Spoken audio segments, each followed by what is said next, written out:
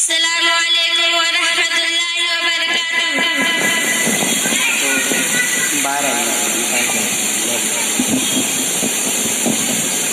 वालेकुम अस्सलाम व रहमतुल्लाहि व बरकातुहू। क्या बात है निकाह बहन, आप डिस्टर्ब लग रही हो। बस बहन क्या बताऊं, मेरे आपको मुझसे मोहब्बत ही नहीं करते। क्या मतलब? देखो ना, जब देखो डांटते ही रहते हैं। आप भी घर सबके सामने मुझे डांट दिया।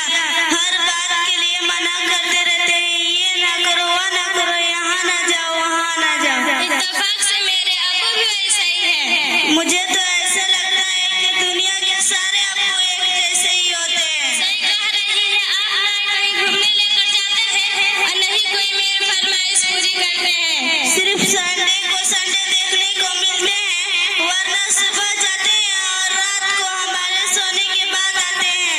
दूसरे बच्चों के पापा महंगे महंगे खिलौने और चीजें लाते हैं। मेरे अब्बू तो सिर्फ मुझे उम्मीद ही देते रहते हैं। जी हाँ, आपने बिल्कुल सही कहा। दुनिया के सारे अब्बू एक जैसे होते हैं। वो खुद से ज्यादा अपने बच्चों का ख्याल रखते हैं। क्या आपने कभी ऐसा सोचा उनका दिल नहीं करता होगा कि वो भी घर में रहे, सुकून से बैठ कर आराम करे? पता नहीं, शायद चाहते होंगे।